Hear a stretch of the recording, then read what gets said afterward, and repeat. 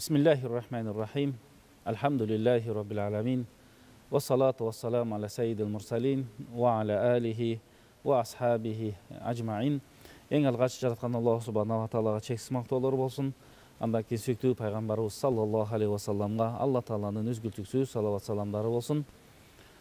Аллаху Субханаху ва Тағаланың жалғыздығына, Алланың бірлігіне, барлығына иман келтіріп, пайғамбарымыз саллаллаху алейхи ва салламның сүннетімен жашаған сіздерге дағы дайыма Алла Тағаланың үзгілтіксіз рахматы мерими, хидаяты нұру, адал, ырысқысы, берекесі бола берсін. Урматтуу мұсылман бір туғандар, бүгінгі жұма күніңіздер құтты болсын. Жаратқан Аллах Субханаху ва Тағала мына ушундай берекелүү, құтты күнді атқарған бардық жақшы ибадатыңыздарды, жақшы іштеріңіздерді, дуа тілектерді, зикір Құрандарды, жана жұма намазыңыздарды Аллахым қабыл қылған болсын. Аллаху Субханаху ва Тағала Құран Керимде аузу биллахи минаш шайтанир раджим ва'будуллаха ва ла тушрику бихи шай'ан ва бил валидайни ихсанан ва бизил қурба. Садақаллаху лазим. Бұл аятта Аллаху Субханаху ва Тағала: о момын мұсылмандар, жүрегіде иманы барлар, сілер бір ғана Алла Тағалаға ғана, жаратуучуңарга ғана ибадат қылғыла, аға еш қандай шерик қошпоғыла. Алла Тағалаға ибадат қылғандан кейін сілер ата энеңерге жақшылық қылғыла. Андан кейін бір туғандарыңар менен жақшы мәміледе болғыла деген мына ошол аятта Алла Тағала бізге ушундай жақшы бір буйруктарды жана аткара турган амалдарды мына ошол аятта айтып жатат. Демек біз бүгүн сиздер менен кыскача бул жума баянында ошол туугандарга болгон мамиле кандай болуу керек, ал туурасында пайгамбарыбыз саллаллаху алейхи ва салламдын кандай айткан насааттары бар, мына ошол жөнүндө кыскача сөз кылмакчыбыз. Алла Таала Куран Каримде айтат: "Валлазина ясилуна ма амараллаху бихи айюсала ва яхшауна раббахум ва яхафуна суал хисаб." Бул аятта Аллах Субханаху ва Тағала момун мусулмандарга айтып, ошондай бир момун мусулмандар ясилуна ма амараллаху бихи, Алла Таала буйрган нерселерди дайыма байланышын түзүп, ошол нерселерди аткарып турган болсо, мына ошол нерселердин үзүлүп калуусунан Алла Тааладан корккон болсо жана кыямат күндөн корккон болсо дейт. Мына ошол дайыма байлап туруу керек дегендин дагы көп маанилеринин бири бул жерде биз ошол тууган урук менен болгондагы мамилебизди жакшы байлап бекемдеп дайыма байланышты түзүп турушубуз керек экен. Пайгамбарыбыз саллаллаху алейхи ва саллам өз хадисинде айтат: "Валлази нафси бияди." Пайгамбарыбыз Алланын аты менен касам ичип айтып атат: "Лан тадхулул джанната хатта ту'мину." Силер бейишке ыймандуу болмоюнча кире албайсыңар дейт. "Валан ту'мину хатта тахаббу." Жана ошондой эле силер ыймандуу боло албайсыңар, силер бири-бириңерди жакшы көрмөйүнчө дейт. Демек, адам баласы момун мусулман бул дүйнөдө айлана чөйрөсү менен, туугандары менен, ата энесин урматтап сыйлап, кошунасын урматтап сыйлап, ошол эле учурда тууган урук менен жакын туугандарды да урматтап сыйлап, алар менен жакшы мамилени түзүп жүрүү бул чыныгы ыймандуулуктун белгиси экен. Жана пайгамбарыбыз саллаллаху алейхи ва салламдын насаатын аткаруу болуп эсептелет экен. Алымдарыбыз мына ошол туугандык мамиленин аябай бекемдигинин пайдаларын бизге айтып кетет. Бул жерде эң биринчиси туугандар менен жакшы мамиле болууда адамдын рызкысы кенен болот экен, анын өмүрү узун болот экен. Алла Таала мына ошондой жакшы берекелерди белет дейт. Пайгамбарыбыз саллаллаху алейхи ва салламдын хадисинде келет: "Ман сарраху айямудда лаху фи умрихи ва юассиу алаху фи ризқихи ва ядфау анху майтата су" дейт. Пайгамбарыбыз айтат: кимдин өмүрү узун, рызкысы кенен, анан жаман өлүмдөн сактангысы келсе, анда фалияттакиллаха ва фалиясила рахимах дейт. Анда ал адам таква болсун, таквалык менен жашасын, арамдан алыс болсун, адалга жакын болсун, жана туугандык мамилени дайыма бекемдесин дейт. Азыркы илимде ошол баягы клеткаларды изилдеген, генетикаларды изилдеген, ошол адамдын баягы клеткаларынын генетикасын изилдеген илим бар экен. Мына ошол илимдин кээ бир натыйжаларында ошондой деп айтат экен: адамдын башкалар менен болгон, айрыкча туугандар менен болгон мамилесинин аябай бекемдиги, байланыштын бекемдиги, алар менен зыярат кылып туруулардын баягы натыйжасы адамдын иммунитетинин баягы күчөйүүсүнө, бекем болуусуна баягы өбөлгө түзөт дейт, шарт түзөт дейт. Демек мына ушул нерсе адамдын өмүрүнүн узун болуусуна дагы себеп болот деген бир баягы натыйжаларды айткан экен. Демек пайгамбарыбыз саллаллаху алейхи вассалам бул жерде бизге бекерден айткан жок. Мына ошол кимдин өмүрү узун болгусу келсе, рызкысы дагы кенен болгусу келсе, ар бир адам бул дүйнөдөн өтүп атканда калима менен өткөндү каалайт. Мына ошол жаман өлүмдөн сактангысы келсе, көптөгөн жакшы амалдардын ичинде Алла Таалага ибадат кылгандан кийин, ата энеге жакшылык кылгандан кийин мына тууган уруктар менен жакшы болуу дагы өтө адам үчүн жан дүйнөсүнө, акыретине дагы пайдалуу экен. Тадауфул хасанат деп алымдарыбыз айтат, экинчи жакшы пайдасы бул Алла Таала адамга, баягы туугандар менен жакшы мамиле кылган адамга эселеп соопторду берет дейт. Пайгамбарыбыз бул жөнүндө мындай деп айтат: "Ас-садакату алал мискини садака". Эгер бир муктаж адамга садака кылган болсоң, чындыгында анын ошол кылган садаканын сообун аласың. Ал эми ошол садака кылган адамың туугандарыңдан болуп калган болсо, анда бул садаканын дагы сообун аласың, туугандык мамилени бекемдегендин дагы сообун аласың дейт. Бул жерде эки сооп алгандыктан бул жерде дагы эселеп сооптор берилип атат. Андан кийин эң бир жакшы пайдаларынан такфирул зунуб, адам баласы кеде ката иш кылып койгон болсо, билбестен, мына ошол кылган катачылыктарын дагы кечирилүүсүнө себеп болот экен.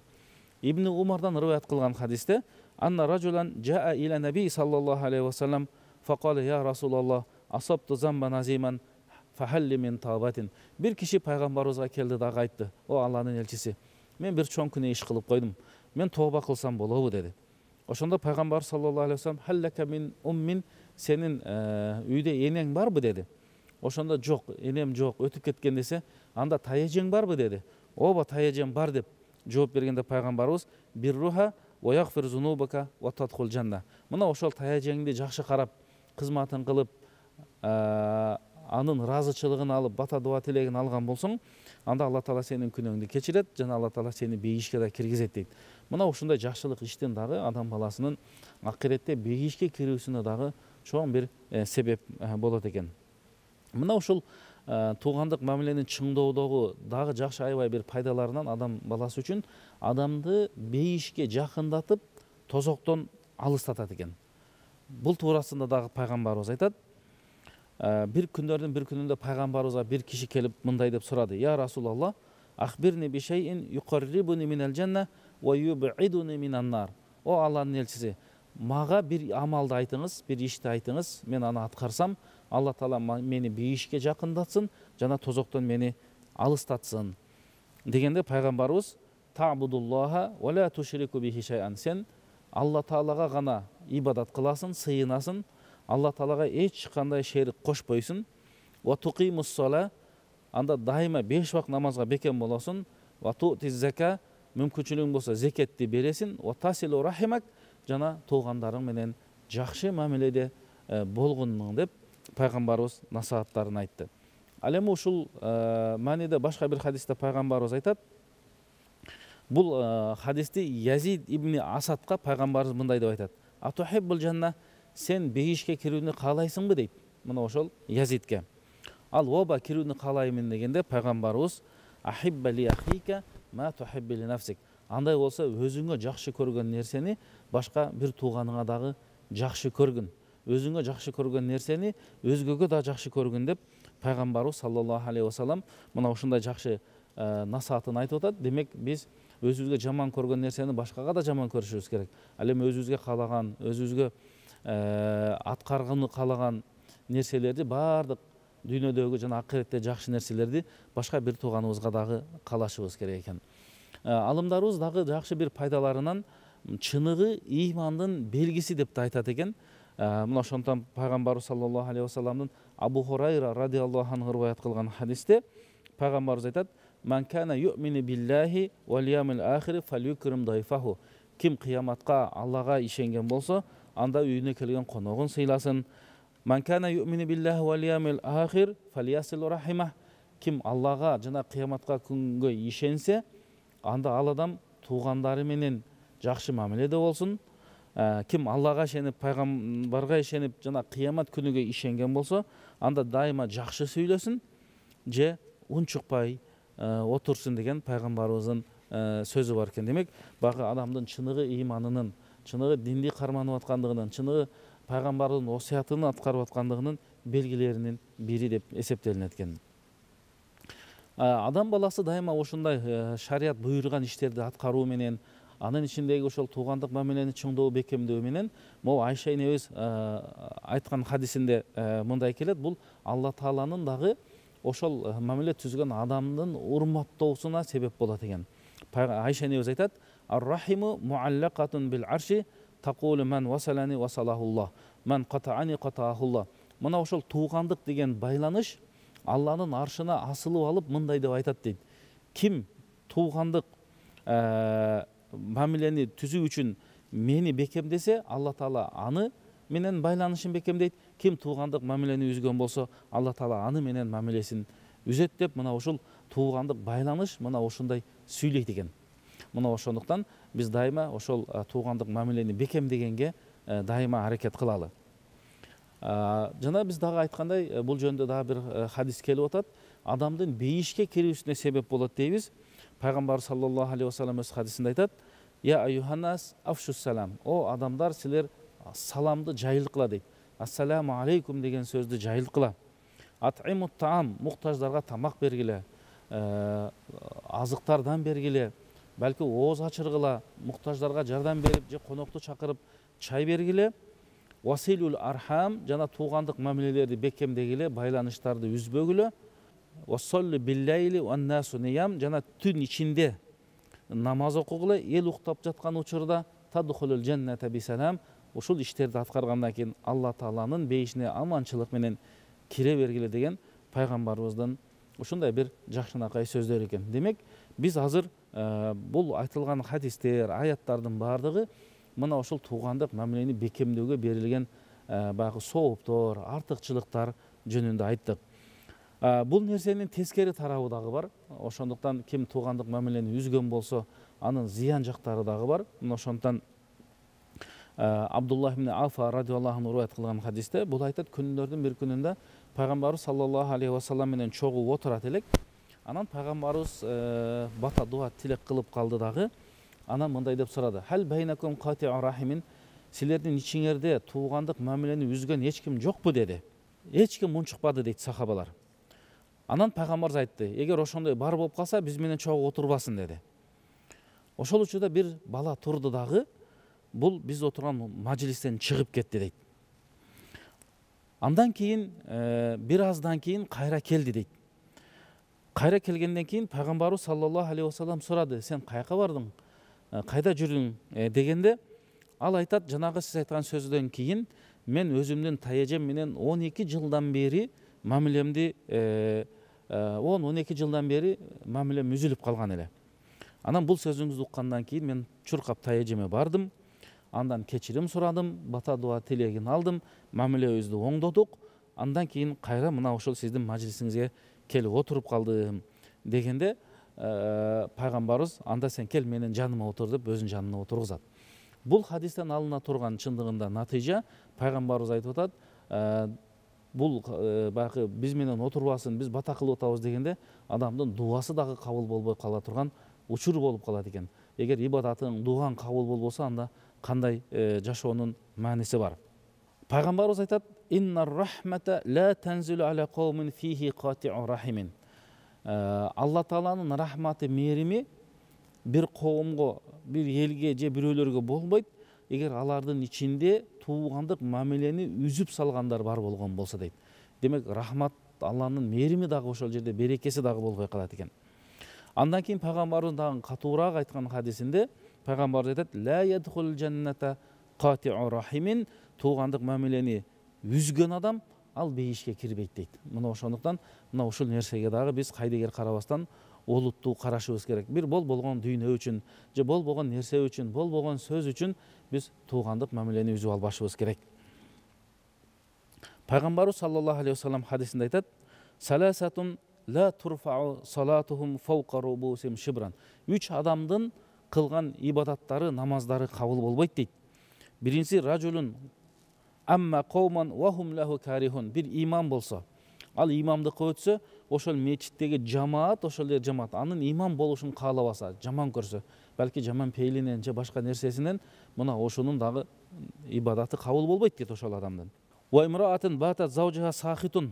Ошондой эле бир аял адам түнү менен күйөөсүн нааразы кылган болсо, а күйөөсү ошого түнү менен нааразы болуп чыккан болсо, үчүнчүсү ахавани мутасариман, эки бир тууган болуп туруп, булардын мамилеси үзүлгөн болсо, мына ушулардын дуалары, ибадаттары кабыл болбойт дейт.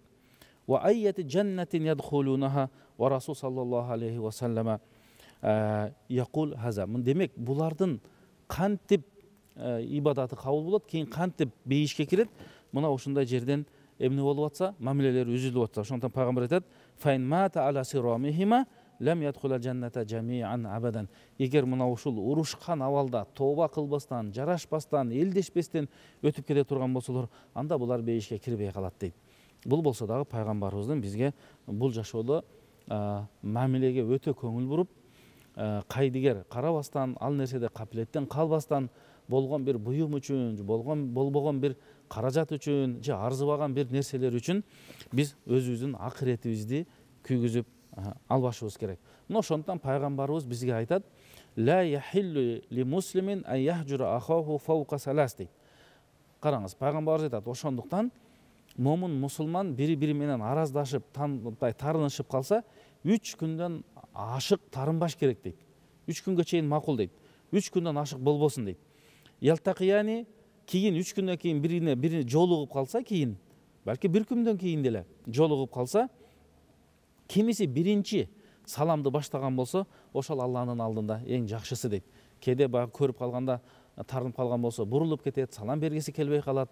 Жок, ошол жерде бардык нерсени таштап туруп, шайтандын жеми болбостон, нафстын бир торуна түшпөстөн, жок деп туруп, динди пайгамбардын насааты деп туруп, кечиришели деп салам берген болсо, мына ошолор эң жакшылар деп пайгамбарыбыз өз сөзүндө айтат. Мына ошондон баягы туугандык мамилелер жакшы болгон жерде, коомдо биримдик жакшы болгон жерде, ал жерде өнүгүү да болот, өсүү да болот, анан рызкы да кенен болот, тынчтык да болот дейт. Караңыз, пайгамбарыбыз саллаллаху алейхи ва саллям бул хадисте айтат, Ибн Аббас айткан хадисте: "Инна Аллаха ла юаммиру бил кауми дияр." Карасаңыз, Алла Таала кайсы бир коомго өтө берекесин, өнүгүүсүн берет.